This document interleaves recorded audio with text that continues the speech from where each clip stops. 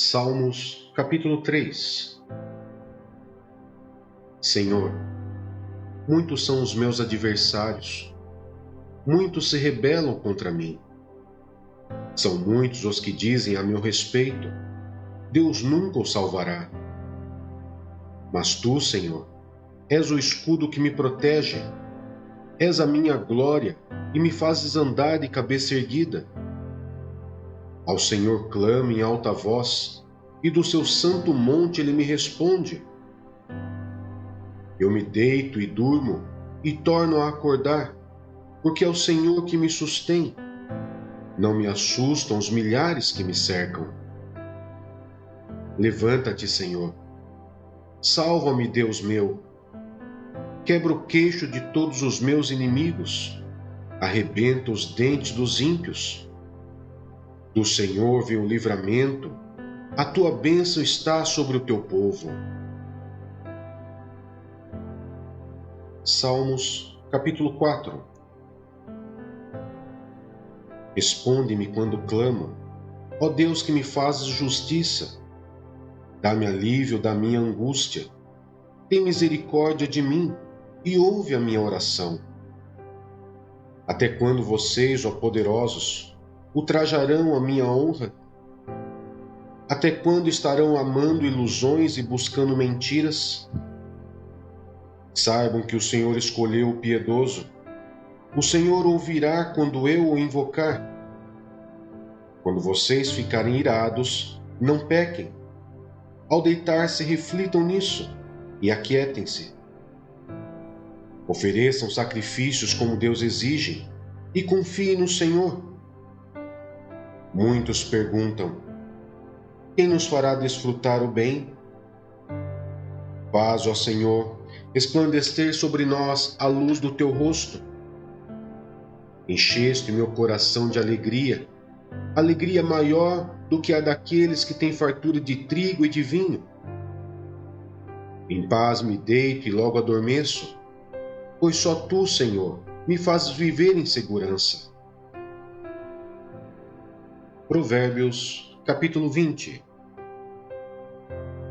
O vinho é zombador, e a bebida fermentada provoca brigas. Não é sábio deixar-se dominar por eles. O medo de que o rei provoca é como o do rugido de um leão. Quem o irrita põe em risco a própria vida. É uma honra dar fim a contendas, mas todos os insensatos envolvem-se nelas. O preguiçoso não ara a terra na estação própria, mas na época da colheita procura e não acha nada. Os propósitos do coração do homem são águas profundas, mas quem tem discernimento os traz à tona. Muitos se dizem amigos leais, mas um homem fiel, quem poderá achar? O homem justo leva uma vida íntegra. Como são felizes os seus filhos! Quando o rei se assenta no trono para julgar, com um olhar esmiuça todo o mal. Quem poderá dizer: purifiquei o coração, estou livre do meu pecado? Pesos adulterados e medidas falsificadas são coisas que o Senhor detesta. Até a criança mostra o que é por suas ações. O seu procedimento revelará se ela é pura e justa. Os ouvidos que ouvem e os olhos que veem foram feitos pelo Senhor. Não ame o sono, senão você acabará ficando pobre. Fique desperto e terá alimento de sobra. Não vale isso, não vale isso, diz o comprador. Mas, quando se vai, gaba-se do bom negócio. Mesmo onde há ouro e rubis, em grande quantidade, os lábios que transmitem conhecimento são uma rara preciosidade. Tome-se a veste de quem serve de fiador ao estranho. Sirva ela de penhor, de quem dá garantia a uma mulher leviana. Saborosa é a comida que se obtém com mentiras, mas depois dá areia na boca. Os conselhos são importantes para quem quiser fazer planos, e quem sai à guerra precisa de orientação. Quem vive contando casos não guarda segredo, por isso evite quem fala demais. Se alguém amaldiçoar seu pai ou sua mãe, a luz de sua vida se extinguirá na mais profunda escuridão. A herança que se obtém com ganância no princípio, no final não será abençoada. Não diga, eu farei pagar pelo mal que me fez. Espere pelo Senhor, e Ele dará a vitória a você. O Senhor detesta pesos adulterados, e balanças falsificadas não o agradam. Os passos do homem são dirigidos pelo Senhor. Como poderia alguém discernir o seu próprio caminho? É uma armadilha consagrar algo precipitadamente e só pensar nas consequências depois que se fez o voto. O rei sábio abana os ímpios e passa sobre eles a roda de debulhar. O espírito do homem é a lâmpada do Senhor e vasculha cada parte do seu ser. A bondade e a fidelidade preservam o rei. Por sua bondade, ele dá firmeza ao seu trono. A beleza dos jovens está na sua força, a glória dos idosos nos seus cabelos brancos. Os golpes e os ferimentos eliminam o mal. Os açoites limpam as profundezas do ser. Colossenses, capítulo 3. Instruções para um viver santo. Portanto, já que vocês ressuscitaram com Cristo, procurem as coisas que são do alto, onde Cristo está assentado à direita de Deus.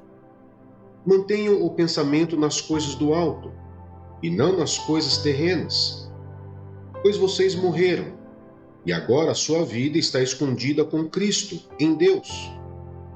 Quando Cristo, que é a sua vida, for manifestado, então vocês também serão manifestados com Ele em glória. Assim, façam morrer tudo o que pertence à natureza terrena de vocês: imoralidade sexual, impureza, paixão, desejos maus e a ganância, que é a idolatria. É por causa dessas coisas que vem a ira de Deus sobre os que vivem na desobediência, as quais vocês praticaram no passado, quando costumavam viver nelas. Mas agora, abandone todas essas coisas: ira, indignação, maldade, maledicência e linguagem indecente no falar. Não mintam uns aos outros, visto que vocês já se despiram do velho homem, com suas práticas, e se revestiram do novo, o qual está sendo renovado em conhecimento, à imagem do seu Criador. Nessa nova vida, já não há diferença entre grego e judeu, circunciso e incircunciso, bárbaro e cita, escravo e livre, mas Cristo é tudo e está em todos. Portanto, como povo escolhido de Deus, santo e amado, revistam-se de profunda compaixão, bondade, humildade, mansidão e paciência. Suportem-se uns aos outros e perdoem as queixas que tiverem uns contra os outros. Perdoem como o Senhor lhes perdoou. Acima de tudo, porém, revistam-se do amor, que é o elo perfeito. Que a paz de Cristo seja o juiz em seu coração, visto que vocês foram chamados para viver em paz, como membros de um só corpo, e sejam agradecidos. Habite ricamente em vocês a palavra de Cristo. Ensinem e aconselhem-se uns aos outros com toda a sabedoria, e cantem salmos, hinos e cânticos espirituais, com gratidão a Deus em seu coração. Tudo o que fizerem, seja em palavras ou em ação, façam-no em nome do Senhor Jesus, dando por meio dele graças a Deus Pai. Responsabilidade social. Mulheres, sujeite-se cada uma a seu marido, como convém a quem está no Senhor. Maridos, ame cada um a sua mulher, e não a tratem com amargura. Filhos, obedeçam a seus pais em tudo, pois isso agrada ao Senhor. Pais, não irritem seus filhos, para que eles não desanimem.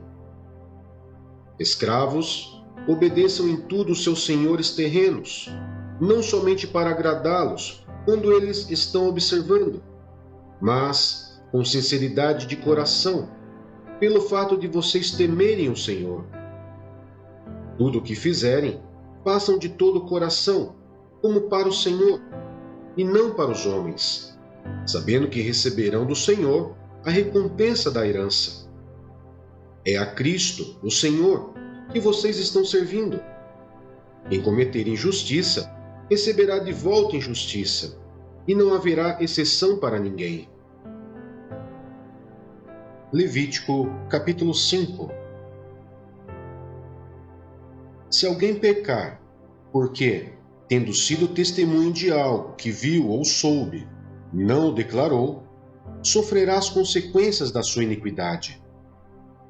Se alguém tocar qualquer coisa impura, seja um cadáver de animal selvagem, ou de animal do rebanho, ou de uma das pequenas criaturas que povoam a terra, ainda que não tenham consciência disso, ele se tornará impuro e será culpado. Se alguém tocar impureza humana, qualquer coisa que o torne impuro, sem ter consciência disso, quando o souber, será culpado. Se alguém, impensadamente, jurar fazer algo bom ou mal, em qualquer assunto que alguém possa jurar, descuidadamente, ainda que não tenha consciência disso, quando o souber, será culpado. Quando alguém for culpado de qualquer dessas coisas, confessará em que pecou, e pelo pecado que cometeu, trará ao Senhor uma ovelha ou uma cabra do rebanho como oferta de reparação, e em favor dele o sacerdote fará propiciação pelo pecado.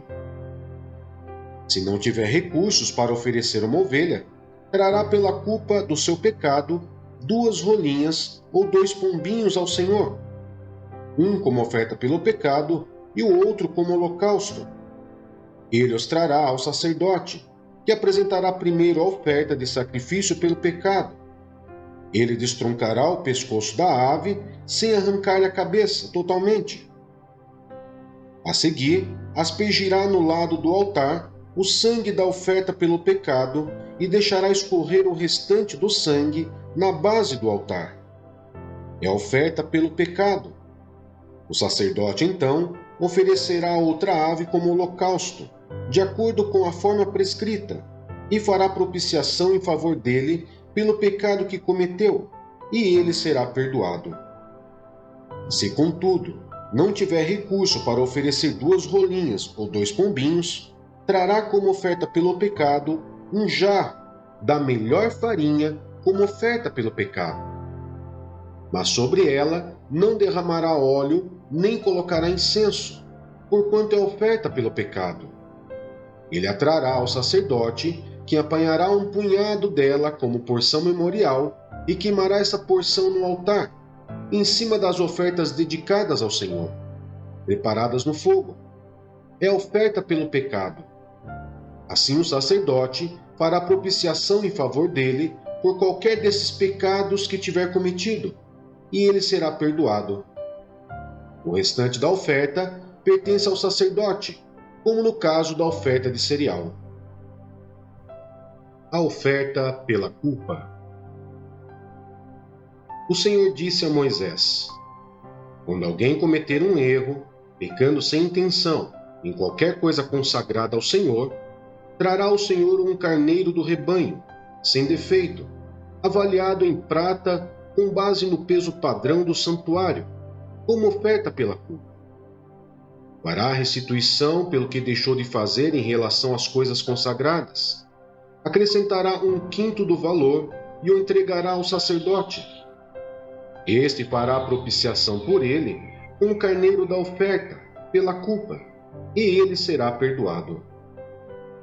Se alguém pecar, fazendo o que é proibido em qualquer dos mandamentos do Senhor, ainda que não o saiba, será culpado e sofrerá as consequências da sua iniquidade. Do rebanho ele trará ao sacerdote um carneiro, sem defeito e devidamente avaliado, como oferta pela culpa. Assim o sacerdote fará propiciação em favor dele pelo erro que cometeu sem intenção, e ele será perdoado. É oferta pela culpa, pois com certeza tornou-se culpado perante o Senhor.